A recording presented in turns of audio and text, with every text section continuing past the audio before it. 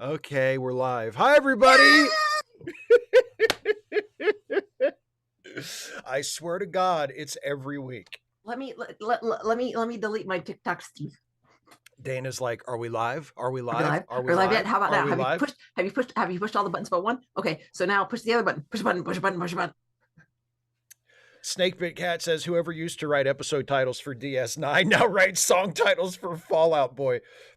Yeah, I think we mentioned this last time. This is one of the contenders for most pretentious Star Trek episode title. I think there are a few other ones that are strong contenders. You should make that poll. Well, because the one that I have thought of, just within the last 7, 8, 9 years or so, I guess, ever since Discovery debuted, there's an episode in season 1 of Star Trek Discovery that is titled "The Butcher's Knife Cares Not for the Lamb's Cry." That's up there. Whoa, that's good. That's up there. That's up there. That's something. Yeah. And then let me look at there's another Deep Space Nine one. In season 7. Yeah. Sealant Legis Inter Arma. Oh boy, the Latin. Whenever they go for the Latin, you know that somebody was feeling it. Somebody was feeling it. Like, I've got the perfect title for this. It's a Latin phrase. Yeah, and you got it. Yeah, Inter Arma Sealant Legis. Yeah. No, I like that one better. Inter Arma something. Inter Arma something. For the World is Hollow and I Have Touched the Sky. That's a good one, Philip. That's a classic Trek one. Although Mr. I Love the Ants has probably the best Star Trek episode title ever, which is Spock's Brain. Definitely not the best episode, but maybe the best title. Because what's this episode about? Spock's brain. You can tell. There you go. Inter Arma Enim Silent Legis. Yes, sorry, Zoe. Yes, that's the exact, yeah. And yes, and we won't actually get to watch this episode for a little while yet because it's in season 7 and we're not through with season 6 yet. But yes, a character does say that phrase in the episode. Of course. So all the redneck Star Trek fans sitting watching at home going, how come they called the episode that? Well, then, somebody says it and they're like, oh, I get it. Because the rednecks, they don't have the internet. Well, it was 1997 or 98 when this was on. Like, of course they didn't have the internet. But what did they have? CompuServe? Did they have Prodigy? AOL? You had Prodigy, didn't you? I had Prodigy. Absolutely, I did. Yes, I did. Oh, back in the day. My first gateway to the internet, Prodigy. Yeah, Snakes on a Plane. Exactly, David. Great title because just what it says on the tin. What's this movie about? Snakes on a Plane. I don't remember what our first service provider was. IDK. Snake Big Cat. We had dial-up back in 97 and we liked it that way. Well, I mean, we liked it as the alternative to nothing. Not having the internet. To not having the internet. That was it. I remember in 97, because I was at school, I had Ethernet. Oh, that was nice. Yeah. By 97, I think Prodigy had changed over from its original sort of online service into an ISP, which is basically like, a more primitive version of what we have now. Where you just get access to the web and everything. But I remember in 1994, when the first trailer for Star Trek Generations came out, and you could download it on the internet. This is in 1994. Long ago, back in the way ago. Yeah. And it took, I think I started the download before I left for school that day. And it was done by the time I got home. Hey, that's not bad. I mean, during the day, Yeah. that's good. Yeah. And so I got, and it, I mean, it's like postage stamp size. You know what I mean? Like Uh-huh. it's, You can just see it but, the little, oh gosh. but I got to see the trailer for the first TNG movie, which then later I saw, and it turned out the movie sucks, but I'll always have that beautiful memory of being a kid and watching the trailer for the first time and thinking, oh, they're taking the cast of one of my favorite shows and it's going to be on the big screen. And then disappointment. And then disappointment. Yeah. Yep. And so now I live somewhere that has fiber optic. Oh God, it's amazing how quickly you get used to it.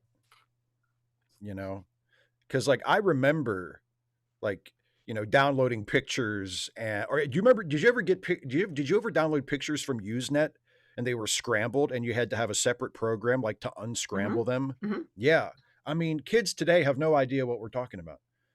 But you used to be able, you would download that people would share pictures on Usenet, which was like way pre World Wide Web. Mhm.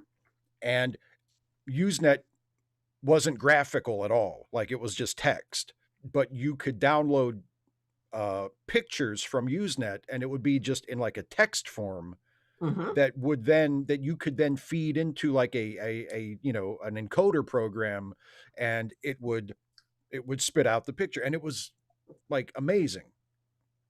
And that's how it was done for, you know, the first little Years, while I right? was on the internet. Yeah. Mhm. Yeah. And remember somebody picking up the phone?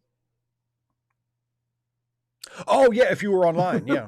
See, I actually I successfully lobbied my parents for my own separate phone line.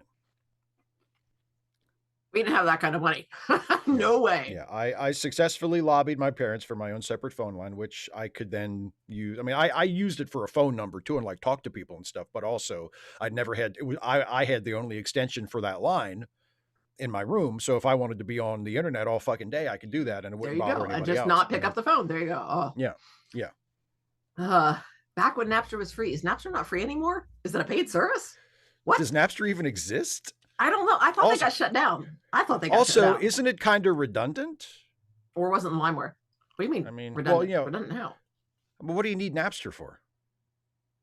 Music is streaming everywhere now. Like, what do you need now? What are you going to use Napster for? And if you, I mean, also there's like fucking, like BitTorrent. If you want to download shit illegally through like Pirate Bay or something, Yeah. Well, no, like, I'm just saying, that there are multiple ways to download things that you don't want to pay for. Yes. Oh yeah, that was like a college thing. There's so many people at school. Here's how to avoid getting caught with all kinds of movies and albums on your computer. Yeah. Don't get caught. That was the rule. Don't get caught. The FBI is coming to get you. A paid version of Napster. Yeah. Yeah, because their customer base would go for that. Their customer base is, we're broken and we don't have any money to pay for things. Honestly, I think, we make fun of Napster for trying that because of what Napster was, but truthfully, I think getting people accustomed to having so much free shit on the internet was a huge mistake. And I only say that because we live in a capitalist society. If we didn't live in a capitalist society and like people didn't have to pay for stuff, then it wouldn't be a problem. But because we live in the world we live in, I mean, that's one of the reasons why it's been so difficult for newspapers in the past 30 years, because, everybody pisses and moans about, oh, this story's behind a paywall.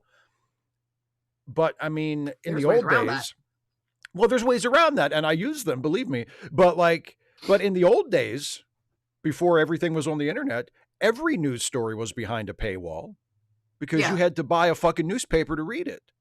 Yeah. I mean, unless you went to the library or borrowed something, but like money had to exchange hands at some point for that newspaper to be readable for somebody. And, for a long time, everything was free on the internet, and it was ad supported and stuff, but it was free to view. Yeah. And then once that revenue started to dry up or became not not enough to support it, then they said, okay, well, we're going to have to start charging people subscriptions or whatever. And people lost their minds, even though that had always been the deal, during the print days. Yep. But they just got used to it. Oh, hey, Dr. Kevin Moore. So, right now we're just having our usual pre-episode chat, and it just so happens that we're talking about the old days of the internet. We just kind of randomly started talking about that. But we are going to watch Deep Space Nine. We're going to be watching Wrongs Darker Than Death or Night tonight, which is season 6, episode 17. So everybody who has not already done so, go ahead and cue that up on whatever platform or in whatever manner you are watching it. Season 6, episode 17, Wrongs Darker Than Death or Night. And in another probably 5-10 minutes or so, we will watch that episode and Dana will explain how everything works so we can all watch it at the same time and be all synced up and everything. But yeah, right now we're just kind of hanging out and chatting. Yeah. Shooting the breeze. What were we going to talk about? We were going to talk about something. Crap. Oh, what was you had a thing? You had a thing. The gigawatts. Yes. So the classroom next door to one of the classrooms next door to me, the other one was watching The Great Gatsby. So on either side of me, they were watching movies. And in my classroom, we had books out and we were doing grammar work. That's right. And they could hear like Back to the Future through the wall. Well, and they knew my desk is peers, like right against that wall.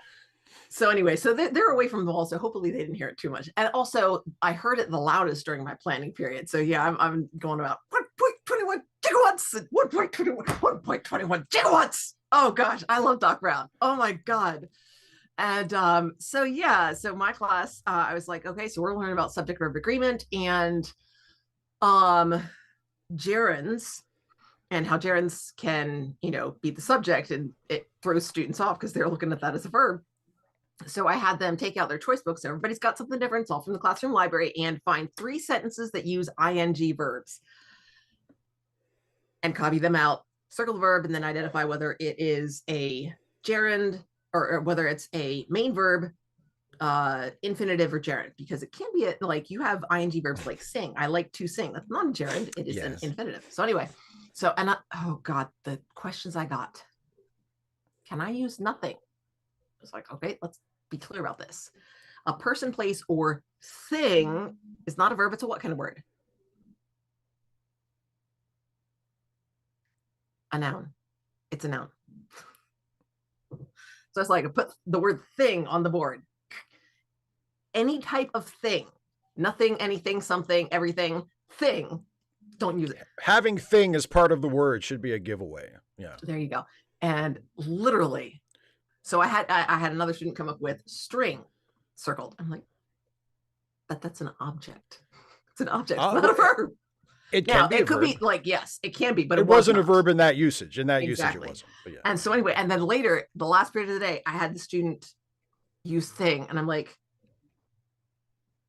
it's literally on the board.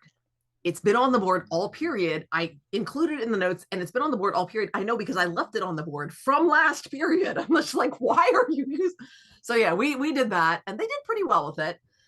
But yeah, we worked. Other classes are watching movies. I'm like, nope, not here. But they did really well with that. I was pleased. But yeah, Doc Brown, 1.21 gigawatts, and I've always thought gigawatts. One of these I've got one here someplace. I thought, where'd it go? I've got a flash drive, and I think it's like, it's a big one. I think it's 125 gigabytes. Yes. On my flash drive. How much did a CD hold? Is it 32? I thought it was like 744. Is that a DVD? I don't know. Maybe not. I don't know. I can't remember. I'm thinking of 32X, like the 32. Yeah. But yeah. So because we were talking on the phone about this, and I told you the sort of unofficial rule on Star Trek, whenever there was like kind of an unusual word was the proper pronunciation within the show was however the first person to say it pronounced it. Mm-hmm. Which, and I know a lot of Trekkies probably know this, that's why Data's name is pronounced Data and not Data, because the first person to say his name in the episode is Patrick Stewart, who pronounced it with the long A. He said Data, and so from that point on, everybody said it that way, and that became his name, not Data, but Data. So yeah, Keelan, I think it's actually 744. Like they say 750, but you can only actually get 744. Yeah, they rip you off. Rip you off. It's just like no, they just lie. This is like, how much it is. It's like this 4K bullshit, where they say an image is considered to be 4K because 4K refers to the width of the image, but the image is actually that's what 4K means. It's the width of the image, but they're rounding up from 3840. Thinkers. Yeah, but I guess 38. I guess 3.84K doesn't have the same ring to it as 4K. David, I don't think I know the story about why gigawatts is pronounced gigawatts. 255 AD. Where would he have heard it? People weren't saying gigawatt left and right in 1985. Who was saying who was going gigawatt? I know, but like pre Doc Brown, who was saying gigawatt in general culture? I never fucking heard that word until I heard Doc Brown say gigawatt. I mean, most people probably back then probably had never heard that word. And think how long it took us to get to gigabytes. That was a long time. Well, when I was a kid, we were still measuring shit in bytes and kilobytes, right? And that was like 80s. Did you ever watch Hackers? A long time ago. We need to watch that again because oh my gosh, they go bananas over. I think it's a 56K modem. And it's like super, the fastest thing ever, which is hilarious even for the time because like 28.8 was like, no, 14.4 was what you could typically get. That was like the low end. Yeah. That was the smallest you could get. And 56 is not like, it's significantly faster. It's fair, but it's not like exponentially faster. 4. It's 4 times faster. It's 4 times faster. It's just not that much. Oh my gosh. It's just, I absolutely love it so much. Vilcata, does Christopher Lloyd pronounce it GIF? Because if so, he pronounces it correctly. Correctly. Correctly. Because GIF is the correct pronunciation. I bet Christopher Lloyd does not, because clearly he knows how to say that soft G. So clearly Christopher Lloyd is correct. He clearly says it with the soft G. Yeah. Yes, Mr. I love the ants. The most common passwords in the world. Oh God. Oh, and now we've gone past gigabytes into terabytes. Oh man. Pags has a good point too. Going back to the 4K thing. Yes, there's really very little standardization in terms of how they decide to, refer to image resolutions, because yes, 4K refers to width, but HD, or as it's sometimes called 1080, refers to height. At least 1080 is accurate though, isn't it? 1080 is accurate. Yes. 1080 image is 1080 is 1080 pixels. Yeah. Snake Big Cat, it's pronounced GIF because the creators of it said it's GIF. It's GIF. You're being too literalist, and I love that Dana and I are on the same side in this. For once. Because usually Dana is the one who is like pedantically literalist about everything. No offense, but for this one, we're on the same side. Literalist. The creator said GIF. That's the name of it. So therefore, they get to say we created this image format of GIF. So now it's a GIF. And also, choosy moms choose GIF. Thank you. The creator is wrong. Blasphemy. I don't think that's blasphemy. It's just incorrect. Word of God, my friend. Word of God. Metaphorically. And also, the giant giraffe. Yeah. So exactly. Like nobody says G like that. the thing people need to realize is that GIF, even though it is derived from an acronym that begins with the word graphic, GIF is its own word now. It has grown beyond the mere abbreviation. It is now its own thing, and that thing is pronounced GIF. Thank you very much. Because language evolves. Language evolves. And do you know why else? Because you can, both you can make one and they repeat in a jiffy. That's right, exactly. It's better. Jiffy. It's just Jiffy. better. It's just better. better. It's GIF because they're animated and they repeat in a jiffy. Yes. It's and just you make them on Jiffy, like GIPHY. On Jiffy, the website. Yes. Steve? Yes. You know what? What? When you say it, GIF. Go ahead. You're right, Steve. Ooh. Woohoo! Isn't that the best? It's the best. It's the best. It's the best. We really feel great about being Drake. Yes. You're a bridge too far. Baby, you're the greatest. Okay. Go on. Get out of here. Oh, okay. Boy. So shall we watch this episode? Shall we watch this pretentiously titled episode of Star Trek Deep Space Nine? Yes. I love it so much. Our little conversation about GIFs, mind you. Yes, I might indeed. love the episode, but I don't know. You haven't seen it. All right. Okay, so hopefully by now you have your episode of Deep Space Nine all queued up, and you're at 0000, the very beginning. Because that's where we're going to start from. You know, begin just like Maria says. A very good place to start. 100%. Yeah. So, which I FBL believe says, and I believe that song is in the first half of that interminable fucking movie. Which, puts it towards the beginning. Yeah. Dreg FBL says, enjoy, Jives. Thank you. Nicely done. Anyway, thank you. I'm being incredibly nicely done. Well, Stephen, I'm sorry.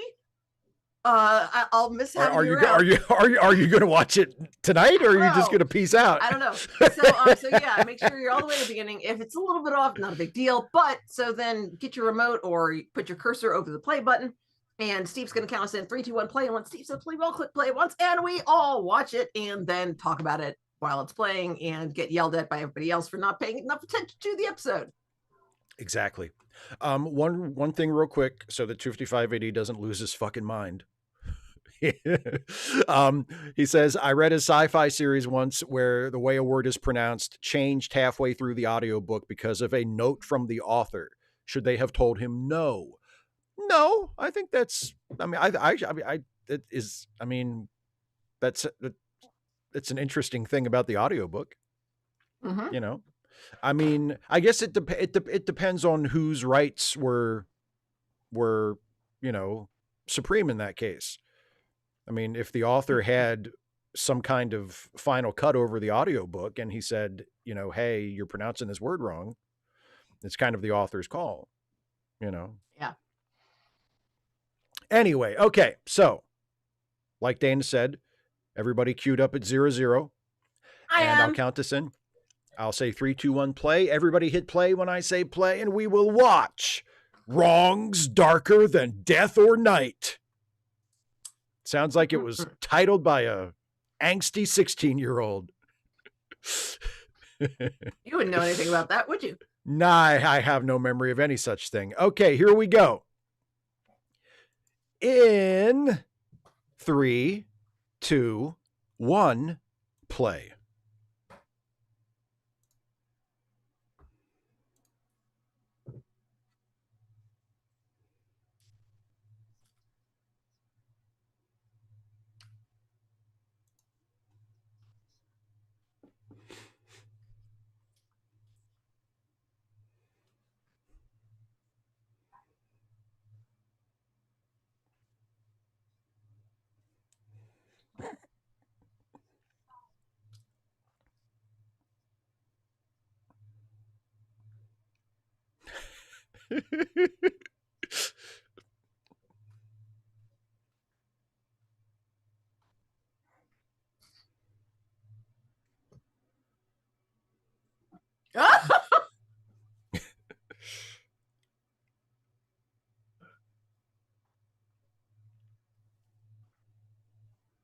Have fun fighting Skeletor.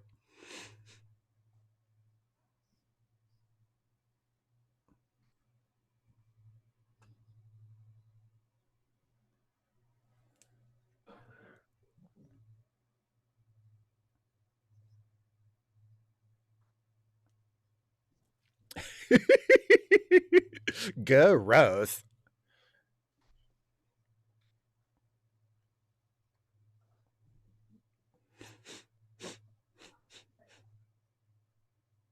Not to me.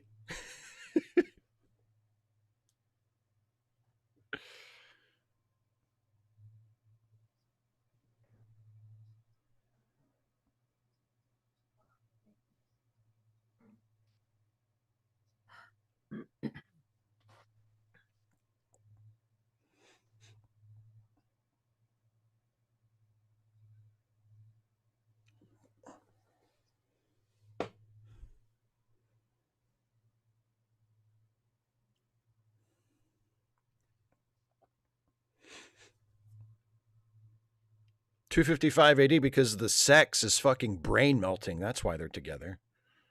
Oh, no wonder they both seem so dumb.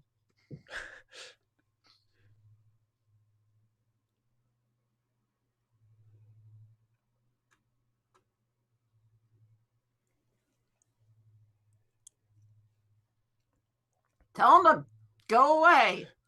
Don't you love how their space beds in the future have control panels on the headboard? What could that possibly be for? The control panel? I thought it was just, you Yeah. know, lighting.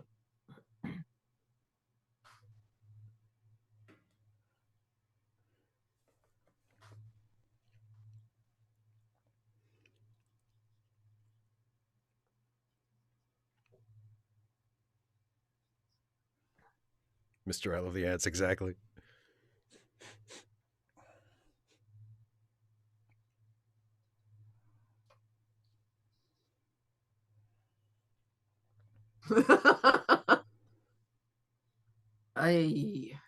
Wow, speaking of pretentious, there we go.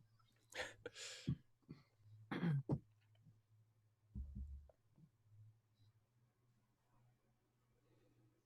me. Day to do it. Data. Never mind.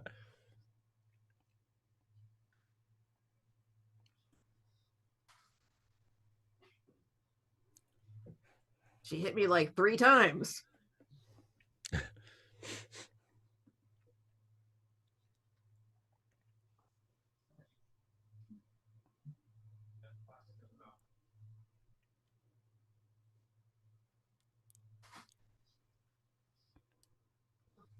Blah, blah, blah. Rude.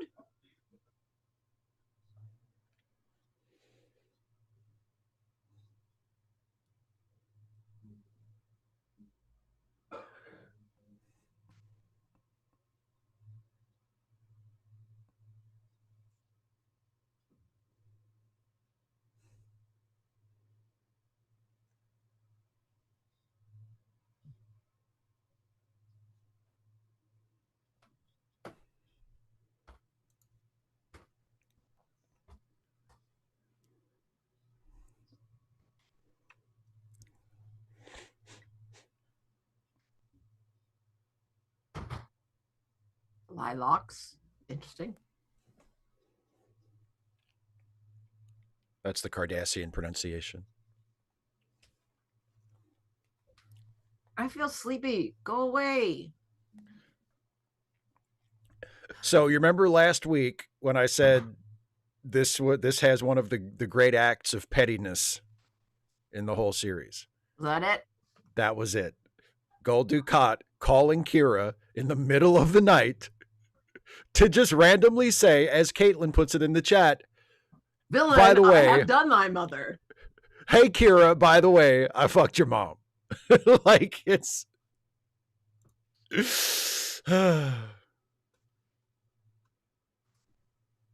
and yeah, 255 AD exactly. It's just Dukat randomly calling up Kira and saying, let me fuck up her life. Let me tell her this secret that I've kept from her this whole time that we've known each other. And I'm just going to drop it today. Do.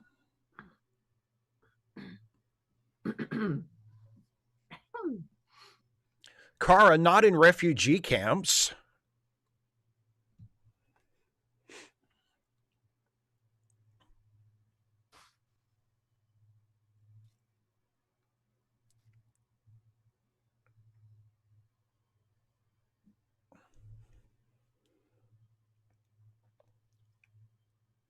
Well, but 255 AD, he couldn't have told her years ago because the writers hadn't thought of it yet.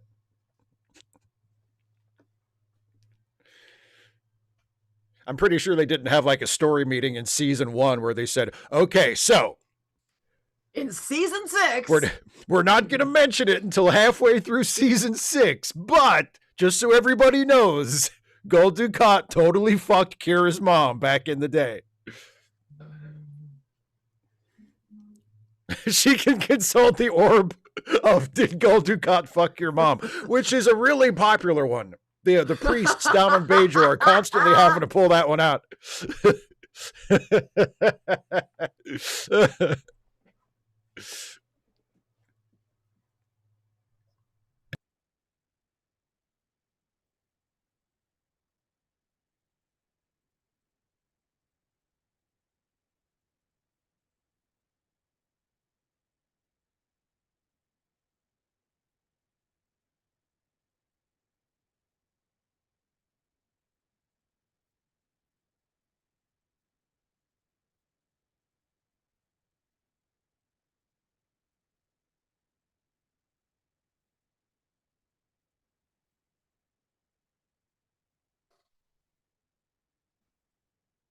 it's hot, sweaty.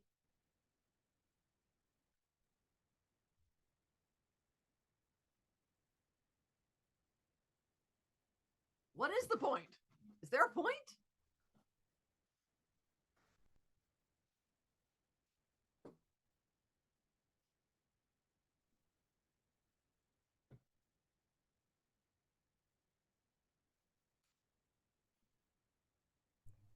Yeah. What are you supposed to be working on? That's the phrase.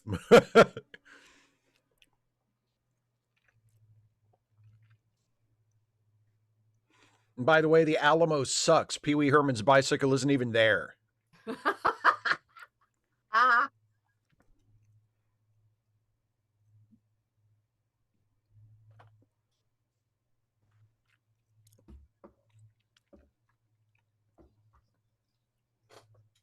We're here to drink Ractaginos and work.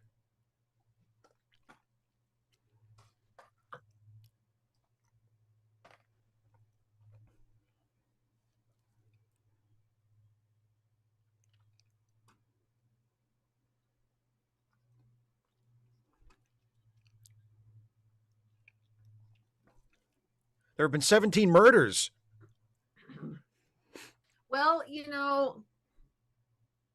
Jessica showed up and it just kind of happened. She, quote unquote, solved them all, though. So, okay.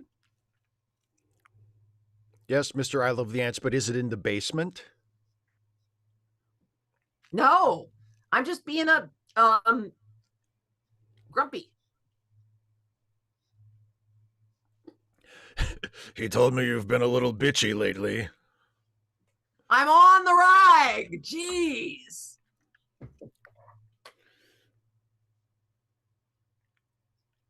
Bajaran women are only not having their period for 1 week a month.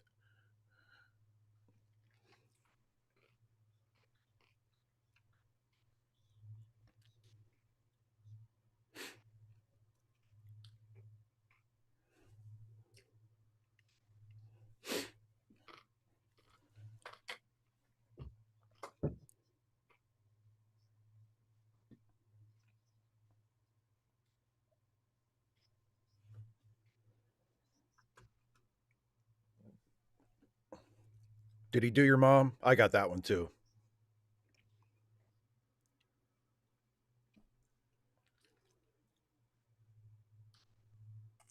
What are the odds that he fucked both our moms?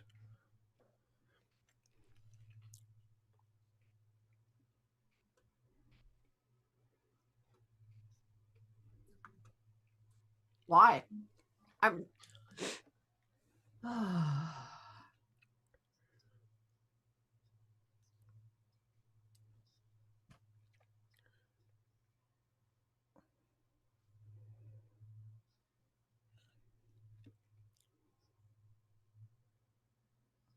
That's pretty much it. Yes, sir.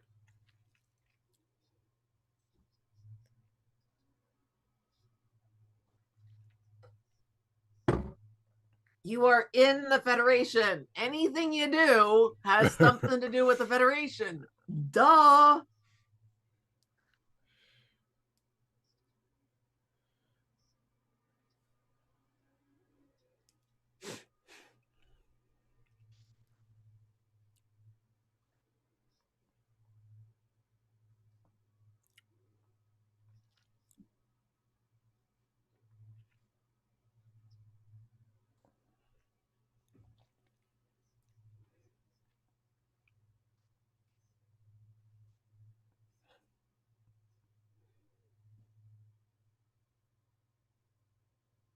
Okay. Isn't wait, isn't 255 AD, isn't she a Starfleet officer? No, Bajor's not in the Federation. Kira's part of the Bajoran militia. She's not a member of Starfleet. Okay, yeah, I keep forgetting that she's not like a crossover, that she's Right. just sort of on loan. So yeah, I thought she was a Starfleet officer and was therefore blah blah blah, connected to the Federation that way. And yeah, Azalea says, "I love how why is she talking to him? Just apply for a leave of personal absence. There you go. Ta-da!" Azalea says, "Because she needs to explain it to us so we know what she's doing." All right, as you don't know, Bob. Got it. Azalea says, "I love how the Bajorans low-key have magic stones that let them see the past." Yeah, I love it too. I love when Star Trek writers just come up with random horse shit to facilitate the plot of this episode. I seriously, sincerely love that about Star Trek.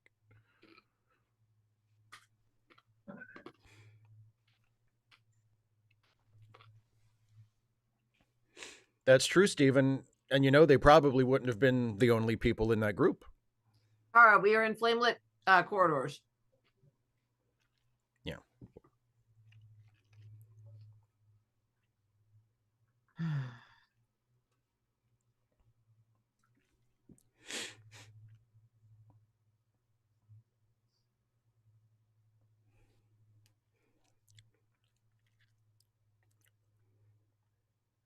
Mommy!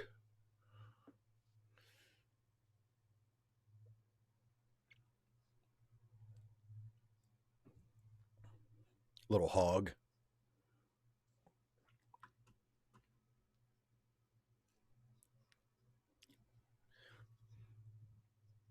Well, Caitlin, that way they don't have to see the actual occupation. They just see the shadows of the occupation on the wall.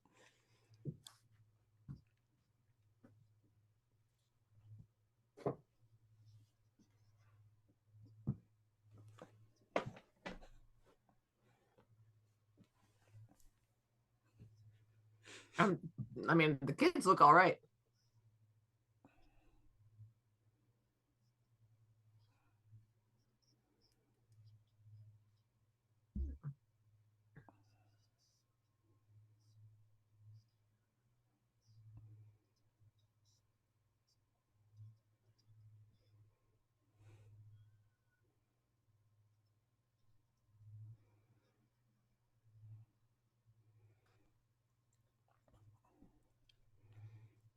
Blah, blah, blah, blah, blah. God, that felt good. I love violence. I mean, who doesn't? I mean, really, who doesn't? I mean, the ones getting it, I suppose. That's true. Yeah. Well, just give me whatever food you have.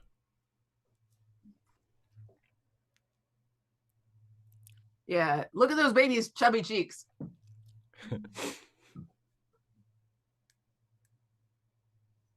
Mr. I love the ants. Any soup is good soup when you're starving, I would imagine. Hi, toddler me.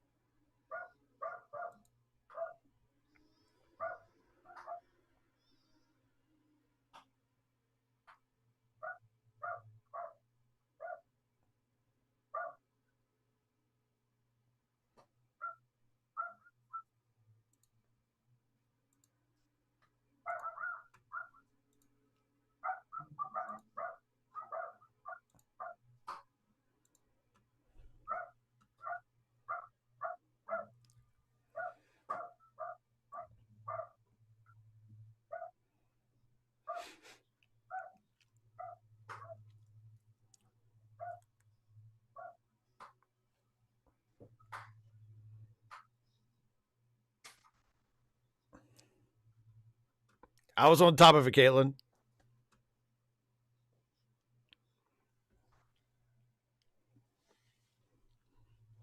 And seriously, eat as much as you want. Cardassians like him a little chubby too. You know what I'm saying?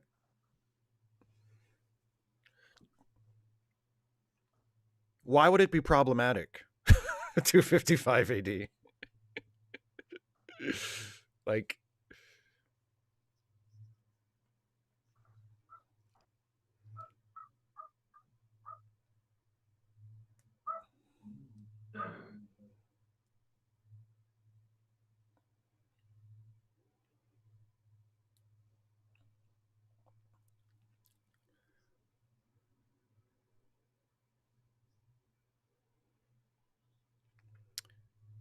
Jan, I think so. I think we never see her siblings again.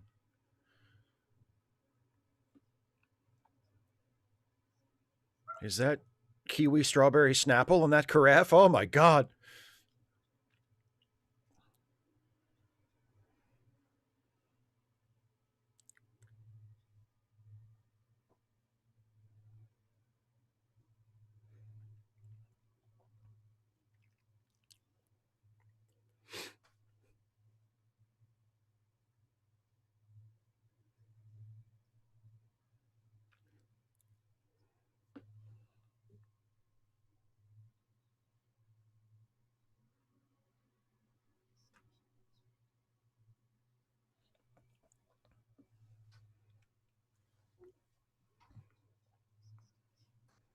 We're gonna change history, mama, sexy mama, hot mama. You're a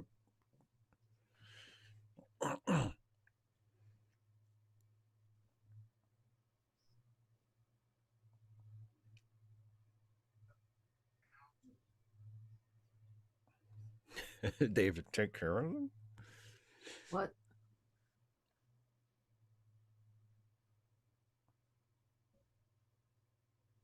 What?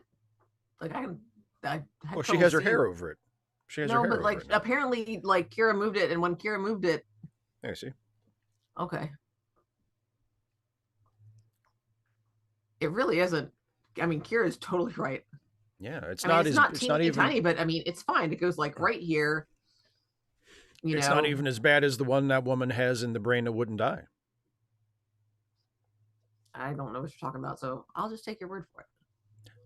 You should watch The Brain That Wouldn't Die.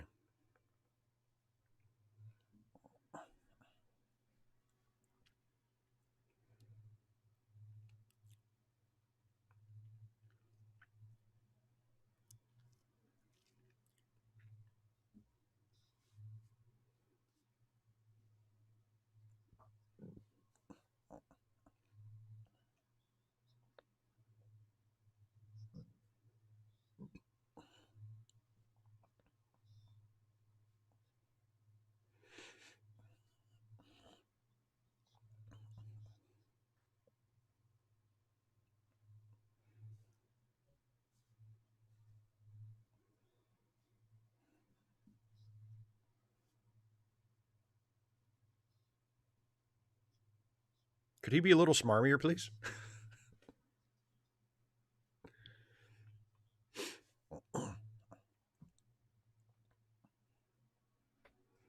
Caitlin, yeah, he's really good. He's really good at playing just an oily, smarmy piece of Mhm. shit.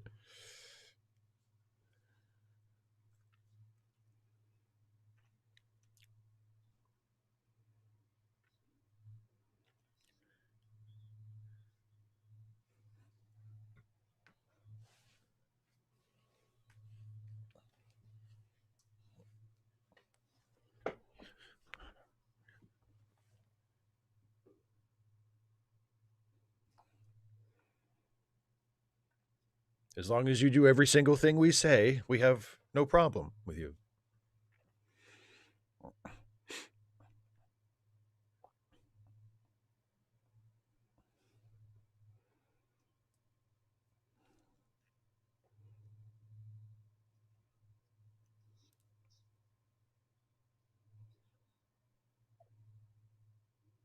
Woo!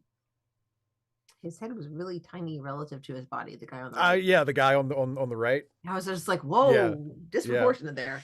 had a Cardassian pompadour.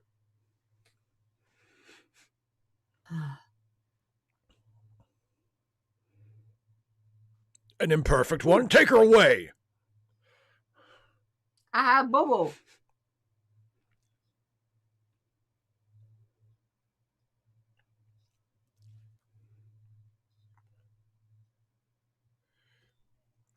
There should be one over there in the bottom drawer.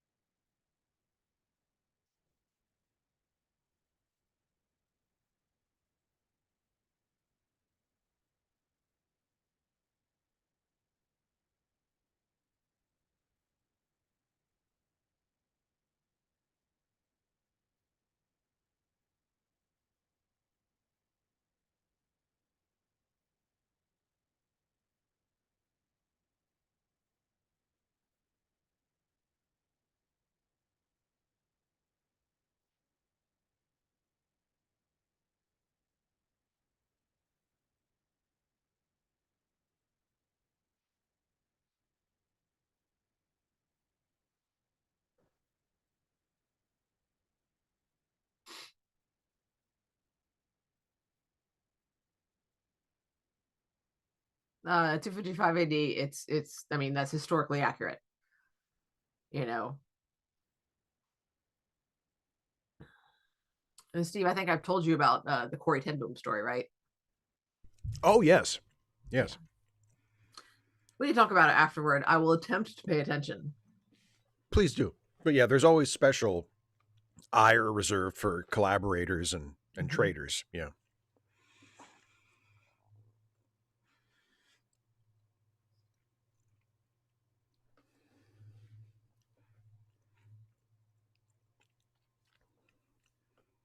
Well, you have been trafficked into prostitution, so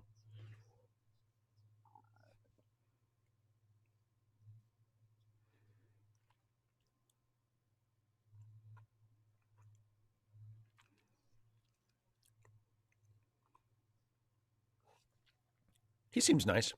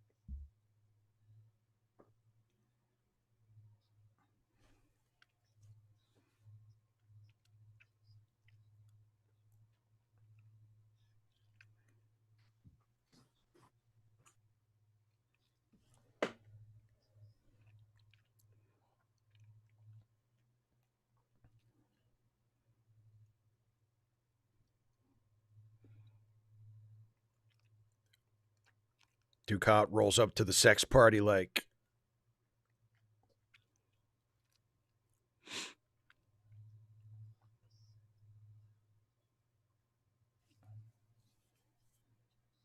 Why are you talking back? Isn't he like a commanding he's officer? the he's like the boss of bosses around here. Yeah, Yeah, seriously. it's a party. Come on, dude, chill I'm out. I'm hand waving that.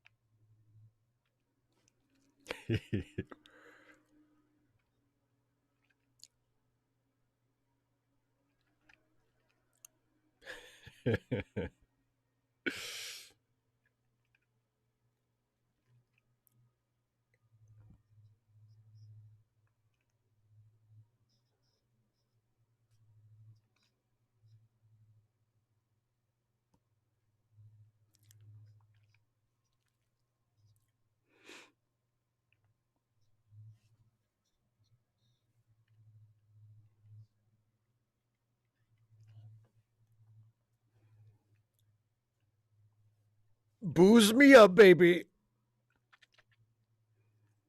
Steven, I know, wouldn't they make the best couple ever?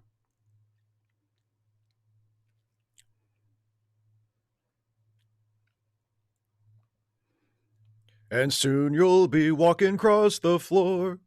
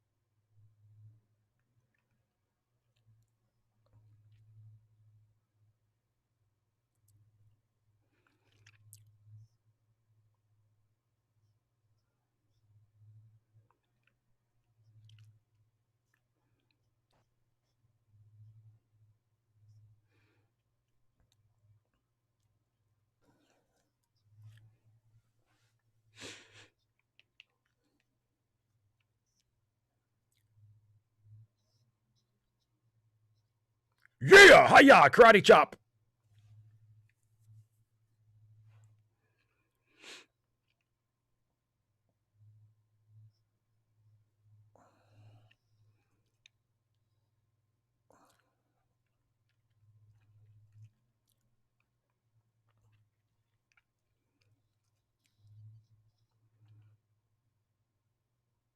Okay, prophets, I think I'm done time traveling. You can take me home now.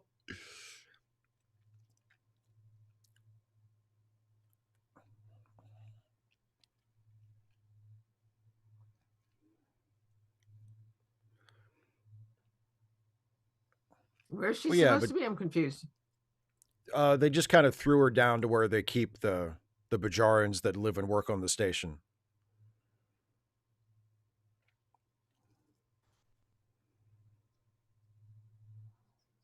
Yeah, that was not where I thought she was. Let's just say that.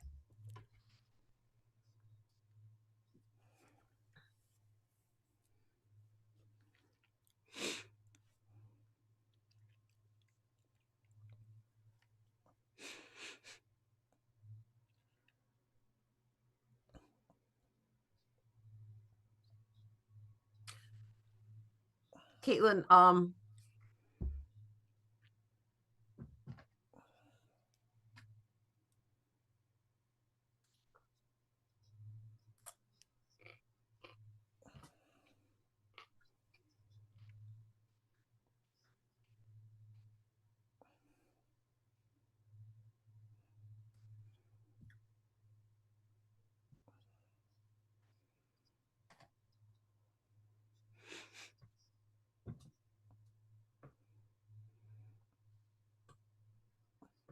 Hi, Grand Theft thought about a map with no names. Wait, no, sorry, wrong one.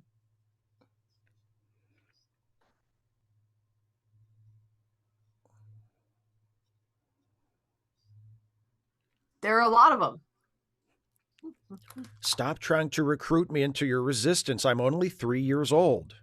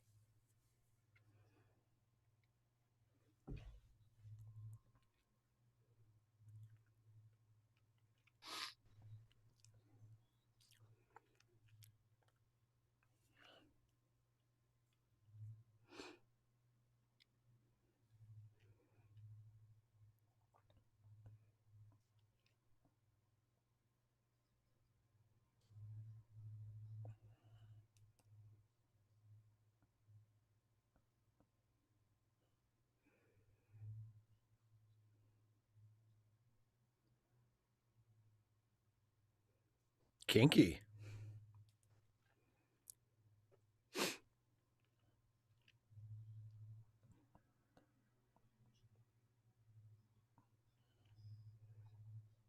That's nice.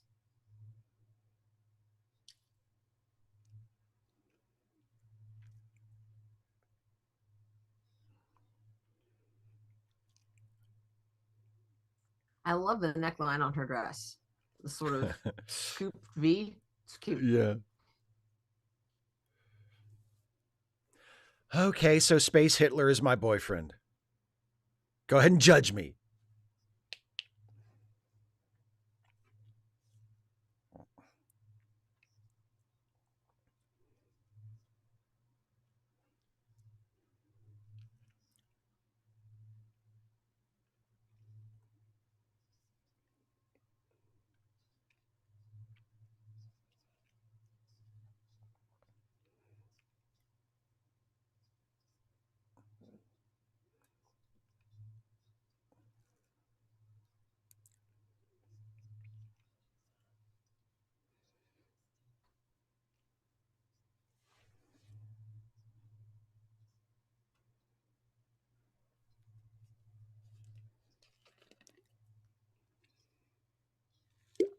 You don't know how good he is at being manipulative.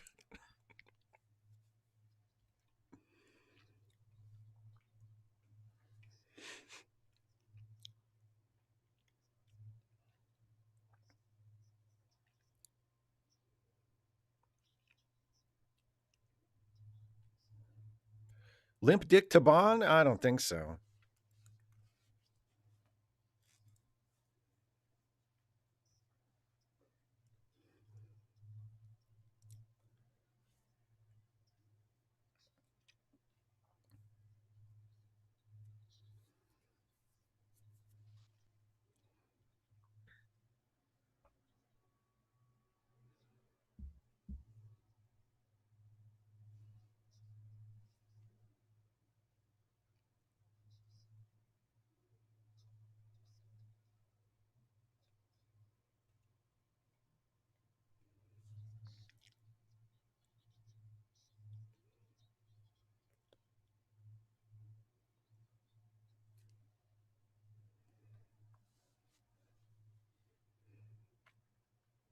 Yeah.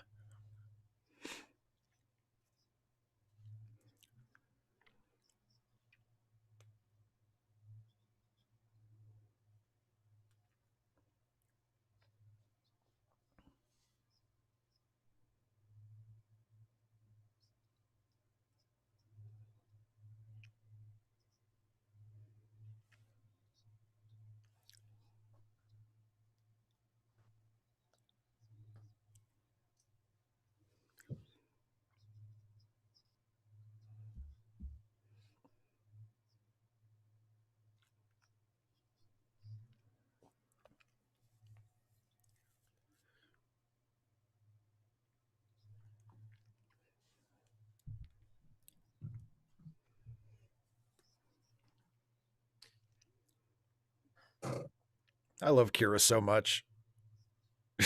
She's gonna kill her own mom. I love Kira so much.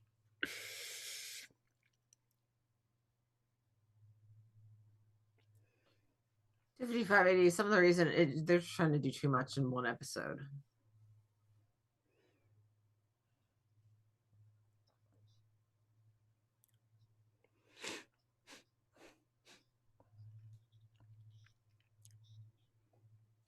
But I'll stand here and wah wah wah with you for however many lines Name we've 5 got. better things you have to do.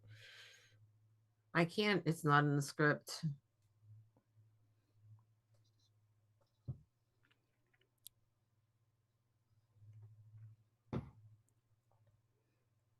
I'll just sit over here in the teacup.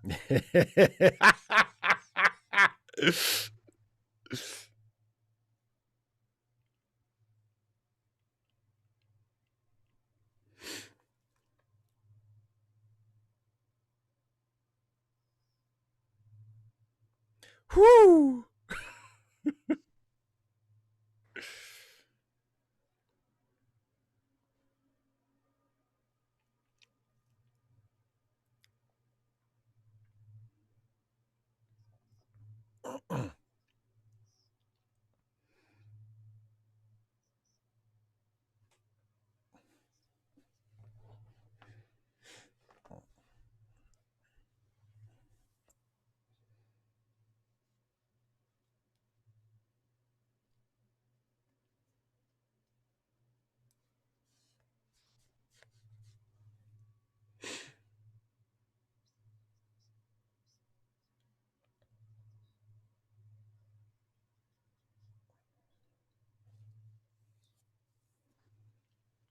Bosso, really? Bosso.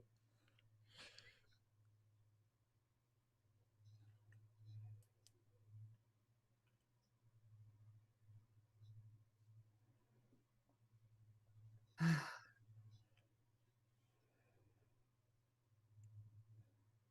mean, I don't know about right now. He was wearing one earlier when he was in there.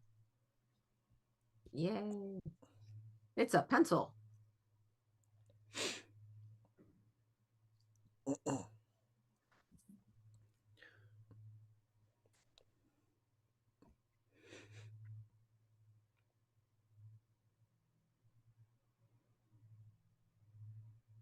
I love how the secret bomb has a brightly flashing light on it.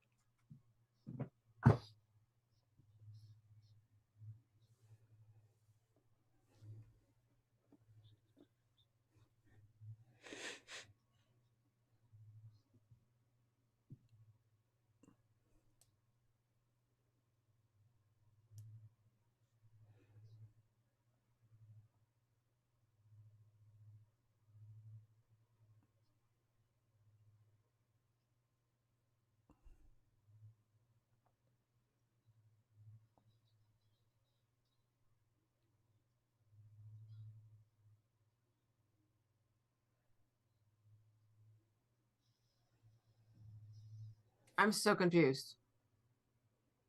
What is confusing you? Why do you call? Oh, right, because she can't do the thing. She can't change things. Well, no, I think I'm not. Honestly, I'm not really sure why she chose to save Ducat.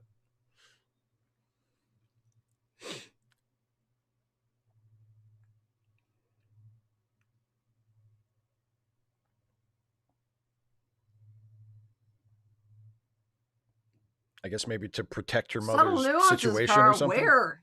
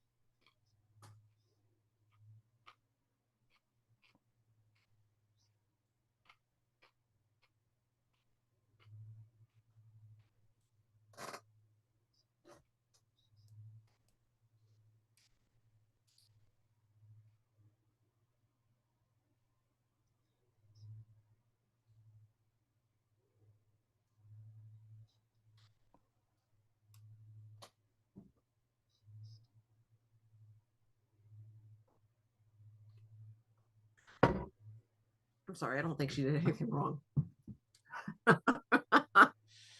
Well, your opinion's not the one that counts, is it? My opinion doesn't matter. Can you at least see why Kira would think that she did something wrong? Yeah, because it was the 90s and sex shaming was much more acceptable That than it has is now. that has nothing to do with it. Her mother was a traitor. Her mother was a collaborator. Her mother turned 255 against their AD, people. yes. Yes. It is absolute, not just gross, but ridiculous. Okay, But that's Kira's so point of view. That's okay, Kira's Kira's point of view. is wrong and ridiculous. Okay, so the version that I'm familiar with, okay, the collaborator that when I think of a collaborator, what comes to mind is I think the character's name is Jan van Eyck. Anyway, so Corey Ten Boom, you're probably more familiar with Anne Frank, but like Anne Frank, they had a secret room. But she and her family were not Jewish, they were Christian. And but they had their house was architecturally unique. And so as she got involved with the resistance in the Netherlands, there was an architect who came to their house who said, "This is perfect. We can put a secret room here, and the Nazis will never find it." And so they hid people, Jewish people, as well as people with disabilities, people who are older, people who are trying to get out and get to safety. So theirs was a stop along the way. So there were a lot of people who would live with them. And then it wasn't that they lived in the secret room, but like if anybody, if there was a knock at the door, there was a stranger there, Yeah. they would get everybody up in the secret room and then clear the table, move, all traces of them had to go up into the room. And so at one point, somebody came and asked for help. And in her memoir, she talks about this person, the way that they asked seemed off to her. It turned out later that this person that she supposedly suspected, although hindsight is 2020, actually had reported them. And so she and her family were arrested and taken to prison camps. And the architect had been right. She gets a letter from, I think, her cousin, or maybe somebody else who had been there who knew about it. And there was a secret message in it that said that everybody had been gotten out safely. They had not been found. So anyway, after the war, she is touring, and she had started a home elsewhere for some of the people who the Nazis had targeted, people with disabilities. And so she's talking about this program, a home for people with disabilities, and the importance of rebuilding. And somebody comes up to her and says, "Your message meant so much to me about rebuilding and God's forgiveness. I was a collaborator, and this message of forgiveness means so much to me." And she's like, "Okay, so I'm a Christian. I'm supposed to forgive this man." and shake his hand. And she could not do it. And so in the memoir, she says, she's like, okay, God, I cannot forgive him. If you want me to forgive him, you're going to have to give me your forgiveness. And so she, felt the power of God, and she was able to forgive him and shake his hand. That is what I think of. Someone who not just, literally sleeps with the enemy so their family can be fed, or for whatever reason, just because they Okay, feel like it. but I don't care. But somebody who like actually acts against their countrymen, that would be what I think of as a collaborator. that's fine. But again, you're not a character in the story, and your I'm point of not. view is not the only valid point of view. Kira was dealing with the revelation that her mother, who she doesn't really remember and who she has always thought of as this courageous person who suffered nobly under Cardassian rule and died in a refugee camp, was in fact the comfort woman of Space Hitler. And I think it's completely understandable and even a little weird to question that she would think of her mother that way, because people are emotional beings, and we don't think logically all the time, and we don't think rationally all the time, and we don't weigh things morally on precise little scales. We have reactions to things. And Kira's reaction to learning that her mother was this completely different person than she thought she was is totally understandable and reasonable to me. It has nothing to do with the fact of whether or not it's fair to consider comfort women collaborators or not. That's not the issue. The issue is Kira's relationship with her mother and Kira's Yes, perception of her mother.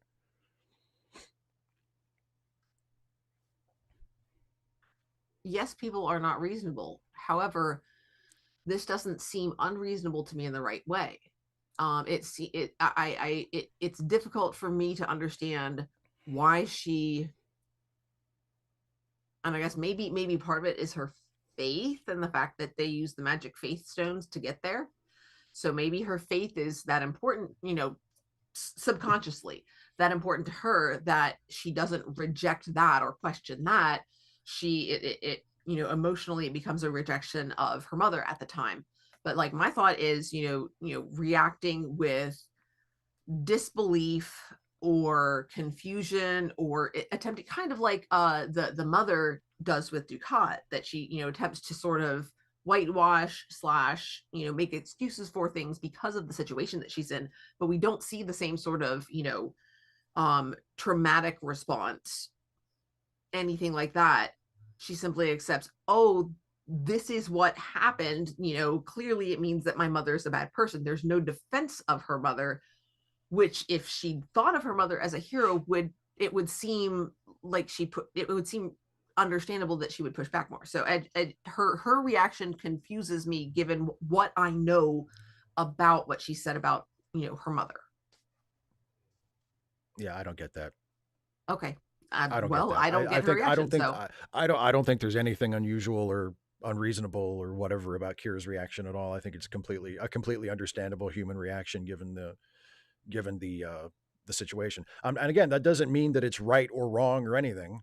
It's just an understandable human reaction given how she felt about her mother and what she believed about her mother. To just be slapped in the face with this, yeah, and that's just it. that's I don't a think it's an completely understandable understandable human reaction. reaction to be slapped in the face with that, because the reaction being slapped in the face with something that goes against what you have fundamentally believed, the typical human reaction, the normal human reaction, is to reject the new information and to cling more fiercely to what you had believed. Every So single time? Every single time? Are we robots?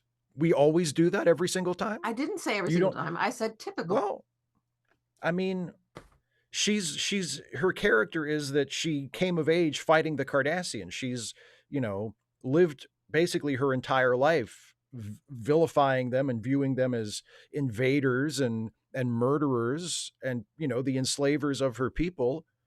And then she finds out that her mom was a concubine to one of them. And yes, obviously, her mom, we as third parties can say, well, it's not fair to blame her mom for that because her mom was trafficked into that and she was basically a slave. But from Kira's perspective, she's not necessarily weighing those, finer points of morality. She sees, oh my God, my mom, who I thought, died in a refugee camp along with everybody else, actually lived in relative luxury for the last 7 years of her life.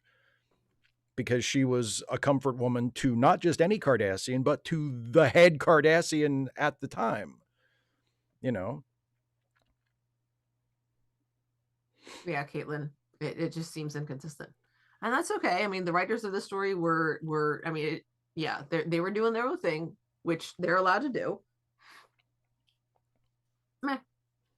And yeah, what Caitlin says, yeah, I mean, yeah, Kira repeatedly throughout the show describes herself before her, you know, her current phase of life that we see in the show. She describes herself as having been a terrorist. Like, she accepts what she did. She accepts that she fucking, you know, committed acts of terrorism and killed people. Maybe even some people that weren't personally guilty of things, but they were guilty because they were Cardassians and they were there. They were, you know, on her planet when they had no right to be there. Like, she was fucking hardcore fighting the Cardassians, you know, and she's only relatively recently started to come to a more nuanced understanding as far as, you know, not blaming every single Cardassian that she meets for everything that happened. I mean, in her bones, she still got that reflexive reaction of these guys are the enemy, you know, and you're telling me that, like, oh, you're like, he's like your boyfriend? And it's not just that you're an unwilling participant in this, but you seem like you're enjoying it. Like, again, from her perspective, I don't understand what is remotely hard to get about that. I realize you don't understand, and I accept that. I just, yeah.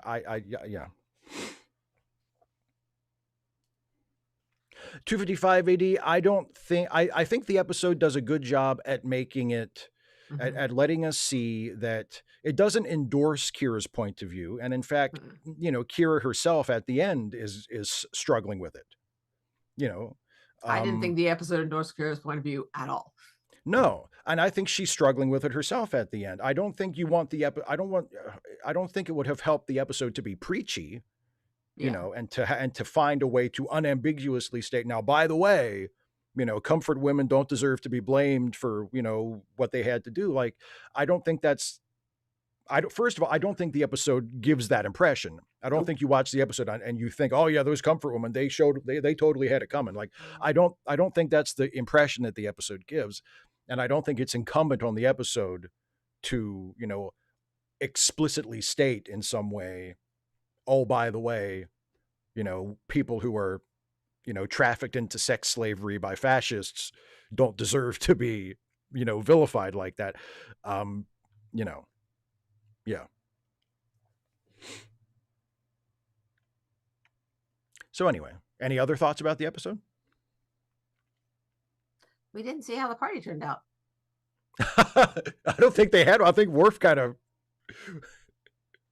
Worf wet blanketed his way out of that. Yeah, Empire Jeff, no, she's not doing what she's got to do to survive. She's concerned that if she doesn't comply, they're going to go after her family. You know, do what you got to do for your family. Absolutely. Well, it's the same idea, though. I mean, well, yeah. You're taking the best option that is available to you in a situation where you have nothing but bad options. I mean, that's kind of, you know, that's, yeah. You do the best you have with what you got. Yeah. Azalea says Dana's just being contrary, and I shouldn't get hung up on it. I mean, don't get hung up on it. I don't think you're being contrary. I think you're being obtuse. That's different. No, it seems obvious to me. I think you're being obtuse, so I suppose that's fair. I mean, you're completely stuck on, you know, your view of the situation, and that's okay. I can accept that. I can accept that because I'm used to dealing with you being wrong and being stubborn about it, so it's okay. Wow. Mr. I Love Lance, no, Kira's father didn't give her the bomb. No, that other guy on the station. I noticed that. See, I was paying attention. Yeah, the guy that she met on the station gave her the bump.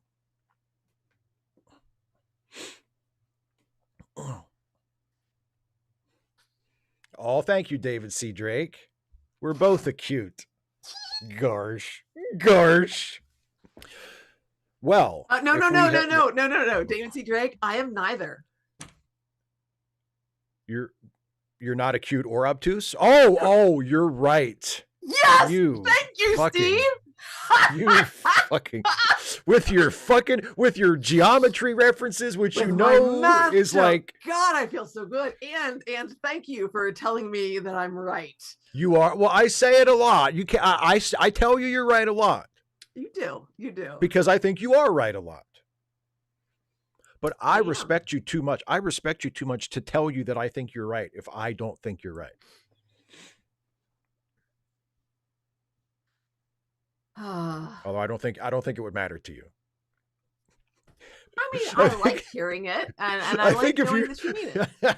I think if you found out that like there was one time where I said you're right, Dana, but I didn't actually mean it, that would I don't think that would bother you at all.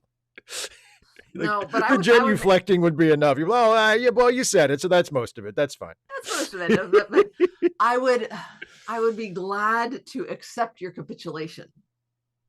Ha! 255 AD again. I think we're focusing on the wrong point. To me, the relevant point isn't how comfort women were treated in reality. It's how were they depicted in the episode. And I don't think they were depicted unsympathetically in the episode. I mean, if the episode depicted them in a way that could be fairly interpreted as judging them or condemning them in some way, then I think you'd have a point. But I don't think the portrayal of comfort women in the episode is unsympathetic to them. I don't think we're left with the impression that it's fair to, to blame them. So Azalea Jane, her being angry and calling her mama Calabas, that's not necessarily. It was before that. I'd lost interest, and I think it's character and service plot, and I have Yeah. no interest in that at all. I mean, well, and I disagree with that too. I think that's a ridiculous way to describe it, but go ahead. I'm sure you do. I don't care. Because you're wrong. And so and like I said, I said pretty early on that they're trying to do too much with one episode. It is what it is. I can accept that. But the dialogue in between Kira and her mom, where they were starting to go back and forth about Gul Dukat, and her mom was making excuses, and it was really thin, and just not it was not just thin, but just bland, and it made the points that the plot wanted it to make, and I didn't care. I was hand waving it at that point, waiting for it to get better, and then it didn't. So yeah, being angry, and I mean, I think they could have developed it where I might have believed it. But first of all, I just want to emphasize that changing your mind about something that you deeply believed when presented with new information is not typical. That's not typically how human psychology works. And that means that there are outliers, which is fine, but it wasn't developed in a way that seemed believable to me for her to have that sort of outlier reaction. So it is what it is. And then Caitlin wanted to address people disliking collaborators even worse than the people they collaborate with. I'm sorry that you don't like that I'm right. Yeah, that was why I brought up the story from the hiding place, because it was somebody who was a collaborator. She worked with I didn't mention she worked with some prison guards, some former prison guards were involved in the house for the disabled, working in the gardens, and a part of the oppressors and the people they'd oppressed working together to build something, to create something beautiful, as part of the work that she was doing. Yeah. She's not a human, but she is a person, and she is effectively written. Like, we don't have there's not like the Spocky thing.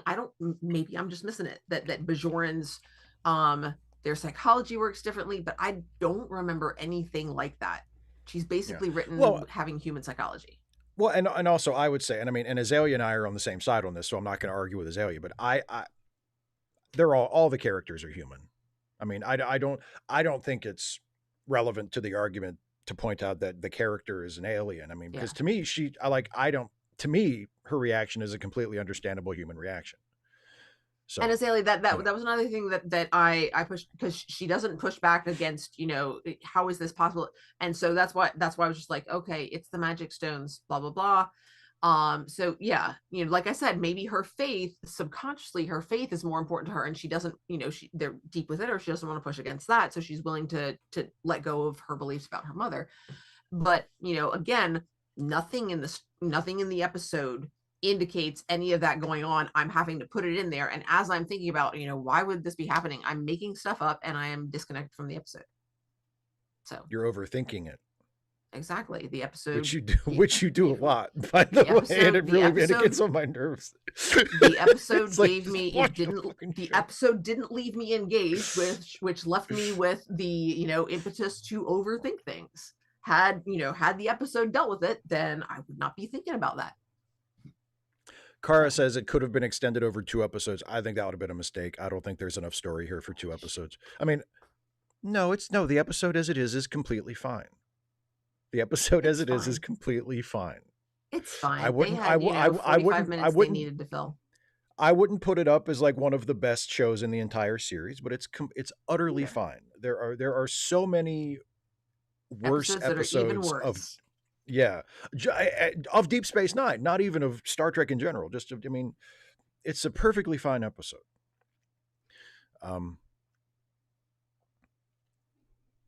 Yeah.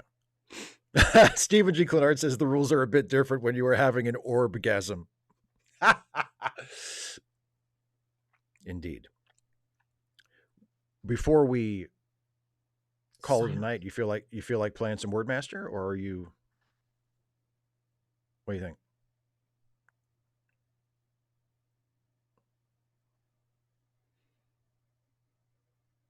No, I don't think so. You're okay.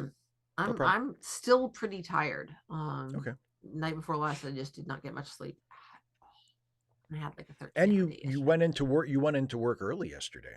I went into work so early. Super early. And then on top of that, I had after school, I stayed after to help some students, and then I went to tutoring for 2 hours. So it was just a long day, and I did get through it. I was really proud of myself. But yes, so let's wrap it up, and remember that next week we will be back for some. I think we're back into Poirot at this point. Yes. No, last week was Poirot. Last week was Poirot. Gosh, yeah. This episode just seemed that long. Wow, God damn it! So what are we watching next week? Next week this is another good one, and this is it introduces a concept that other Star Trek shows have since taken and beaten into the ground. But we'll talk about it next week. It's the episode Inquisition. So okay, yeah. I'm sure I will forget about it, and so next week when we get there, I will not be expecting it.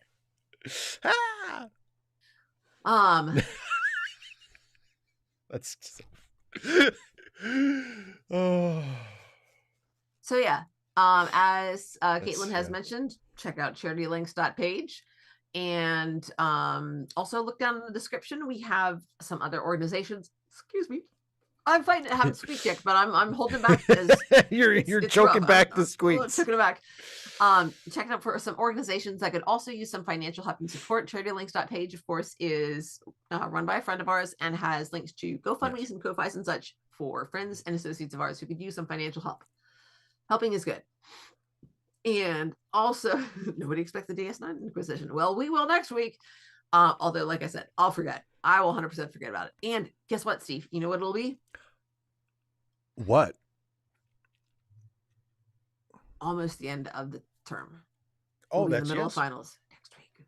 Finals are Wednesday and Huzzah. Thursday. Huzzah. And yeah. And then also, page. Come back next week. I think that's it. Oh, no. Yeah, give the stream a like. And then also don't forget, you can support Steve. You can click there's a little button down here that says like, and you can click click that button, but also click the button that says join, and you can join the channel. And then next week, we will tell you that you can send in a question for the live stream next Friday, but you can also go to Steve Shives. No. Oh boy. Patreon. Patreon.com/Steve Shives. There you and go. You can join there instead, or as well too. Okay, yep, we need to wrap this up because I'm trying, y'all. I'm so tired. Steve, well, then wrap it up let's because wrap words it don't up. want a word with me. Let's wrap it up. Thanks for watching, everybody. We will see you next week for more Deep Space Nine with Inquisition. Take care and have a good night, everybody. Woohoo! Bye-bye.